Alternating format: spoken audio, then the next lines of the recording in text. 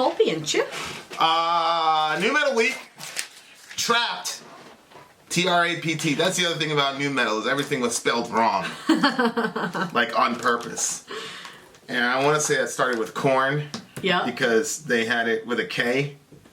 Yep. And that set off a whole slew was the R backwards or? Yeah. The R was backwards. It's spelled with a K. So it set off a whole slew of like, we're going to intentionally misspell stuff. You can. So it was, we're not going to spell things the way you want us to. So Trapt, this is the song Headstrong. This is a weird song because I know the chorus and I don't know why I never really got into this band. I never got into this band. Believe it or not, this is going to be the first time I actually sit and listen to this song like full. Okay. Like I would hear the chorus and all that and I remember the guitar riff, but I never got into this band and I don't know why. I never had a problem with them, but for whatever reason, 2002, was I listening? Yeah, I was kind of at the tail end. I wasn't really listening to music that much. That's why. I just got out of the hospital. Again, it's all new to me. Just got out of the hospital and getting my God stuff on, so I wasn't listening to much metal. Oh, okay. All right, so Headstrong, Trapt, let's do it. Oh, for timely topical political commentary, you can hit us up at Middle America with Vin and Sori. And if you want to see like our family, some of the things that we do, check out My Sori Life. Ready? Go.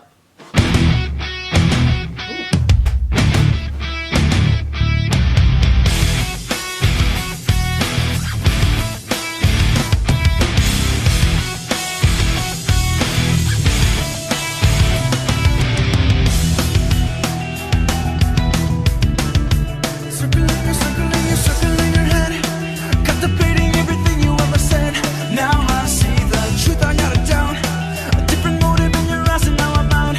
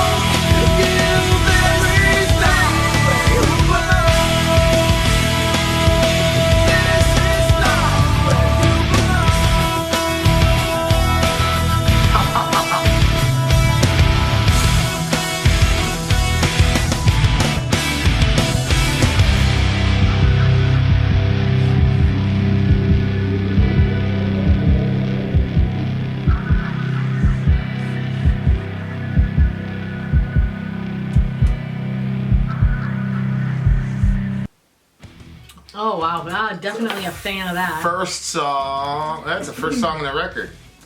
If I'd heard that song 3 years before 2002, this would have been my jam. Oh, you liked it too? This would have been my jam. Yeah, I really liked it. Well, it's one of those, hey, you got problems? You got problems? Headstrong, take on anyone. That's that, 16-year-old male energy right there. I'm surprised you liked it. Why? I don't know. It didn't seem like you really listen to a lot of aggressive music. It seemed like I didn't? Yeah, Of course not. I only listen to Christian music. Yeah, you generally don't listen to aggressive For me, this is a running song. Oh, really? Yes, because I do this thing where I'll be like, okay, it's I'm pumping myself up for when I'm gonna sprint. And then the sprint is, like a sprint. It's really fast, but it's also short. So I like songs like this where you're jogging, and then all of a sudden you hear that, then when he says, fuck off, or fuck, and then he goes into that whole thing, that's the part you start running, sprinting. And then I'd go back to jogging again. Oh, so you jog doing the verse, and then you'd sprint during the chorus. Yeah. But yeah, again, that's new metal. The chorus is everything. Yeah. The other stuff is really just filler to get to the chorus. Well, yeah, it's like the spring that makes summer so great. Yeah, you know what I mean? The other stuff is kind of okay, all right, and then it hits and you're like, yes. Yeah, Metallica, all these other bands, a lot of complex structures for even just the verse. Mm-hmm. But in new metal, the verses sometimes you don't even play anything on guitar. They'll just let the DJs do all the scratching for the verse. But everything's about the chorus, because again, everything is about 3-minute increments on these songs. But yeah, it's that energy of youth when you're young and you can't, nobody can tell you nothing. That's the thing is nobody could tell us anything when we were younger. You know what I mean? It's just stupid stuff. My older brother was able to tell me look, I've gone through this entire school year, this entire 3 or 4 years in this school, never had a physical altercation with anybody. If you listen to what I'm telling you, you'll be fine. You also can. I said, yeah, bro, but I don't see a lot of girls around you either. Oh no. He's That's what you said? Yeah. What'd he say? He's like, they're nothing but trouble. I'm like, yeah, but I want to get into some trouble. Oh my gosh. You understand? So, but for me, that's how I got in trouble. I mean, a lot of it was, but he was saying really smart stuff watch who you're hanging around. Mm-hmm. A lot of people have been killed because they're going to a neighborhood where they don't belong because some girl called them over. That's a typical... Cardi B just got in trouble because she was talking about how when she was a stripper, she used to drug people and, take them to her house or whatever, or take them to a hotel and rob them and all this. And, are you serious? Oh, yeah. Yeah, girls back then, I mean, it was, hood girls don't play around. Why did she get in trouble? Because this she's not in any real trouble, but people are saying, oh my God. Well, it is a little... Why would she put that out there? I mean... I don't really care because it was dudes that were at a strip club. So it's you were already taking advantage of her. See what I'm saying? So the fact that she takes back advantage against you, I don't care. Good for you. But, so he would tell me this stuff. He'd be like, yo, these girls, okay. If you want to make that your reason for doing everything that you do, you're going to get into a lot of altercations. And I was like, so? I had my taekwondo, I had my boxing, I had my BJJ, so I'm like, yo, I'm good.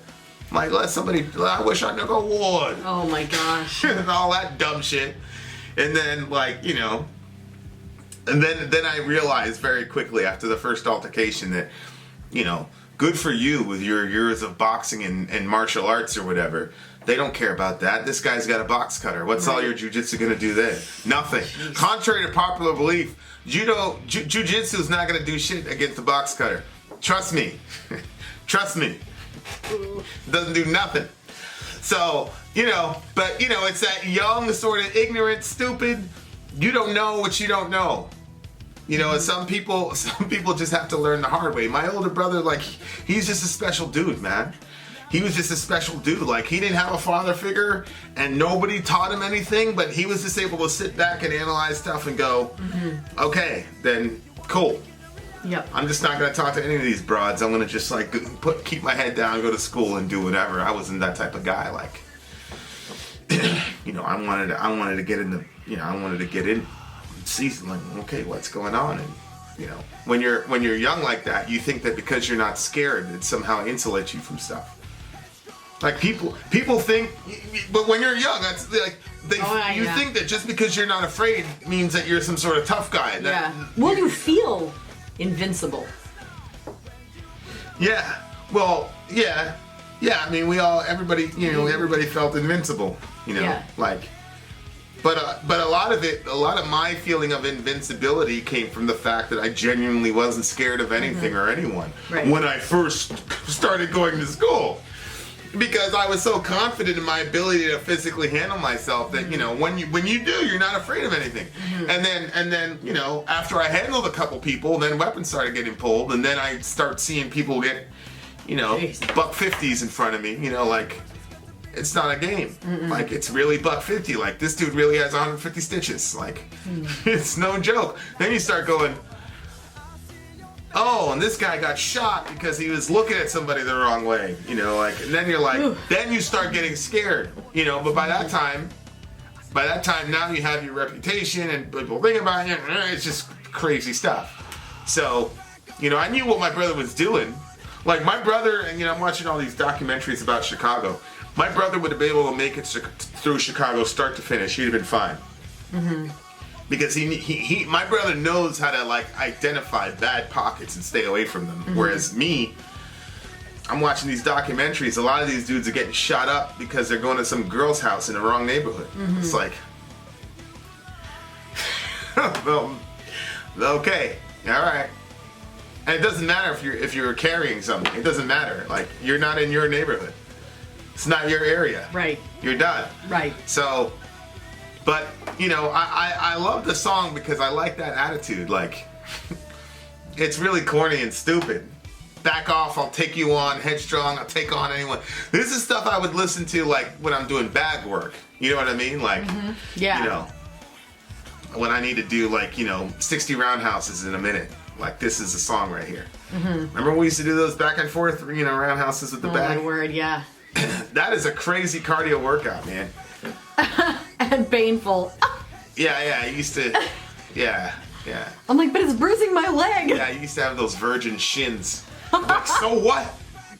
That's supposed to happen. It's supposed to happen. Embrace it. Kill those nerves. Yes, that's right. You don't kill the nerves. It got better. It got better over whenever time. in your life are you supposed to kill nerves? It got better over time. It does, though. You get, you got acclimated to it. Get into it, and then. And it was like a little rhythm. Oh, yeah. Remember that time? Did you get in a fight with our friend? You guys were upset about something. There was like wait, who was mad at each other?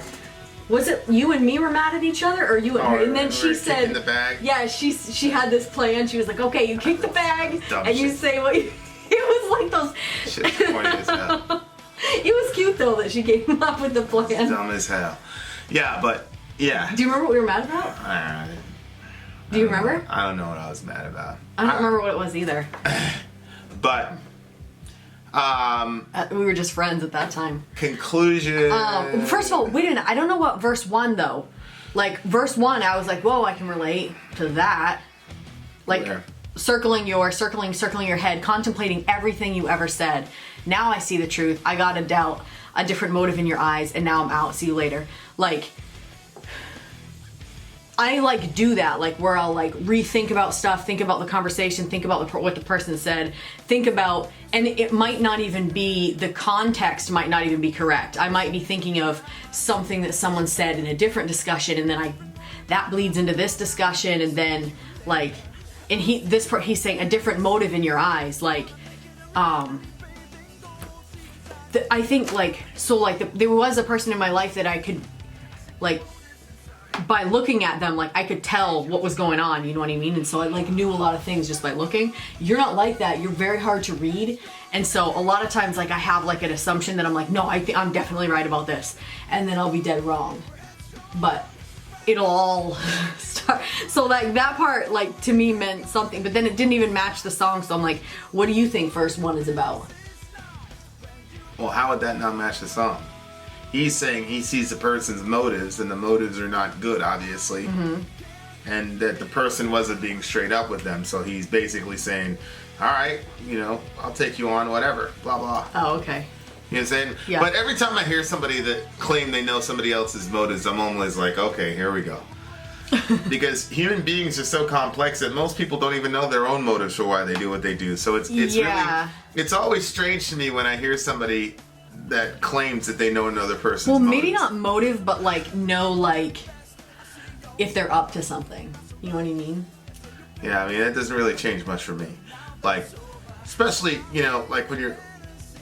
I've got a particular person in my mind that like used to know the real skinny on what people were doing, and he was always most of the time he was completely wrong. He was so odd, but he was so convinced. He was it's good, but you know, like if there's no way to unconvince a person when they know a person's motives, like you know, like I barely trusted. I know my motives most of the time when I'm doing something. So I'm always like, oh, okay, here, you know, and that's why I just kind of take what anybody gives me. People say this, and that. And I'm like, all right, that's what you said.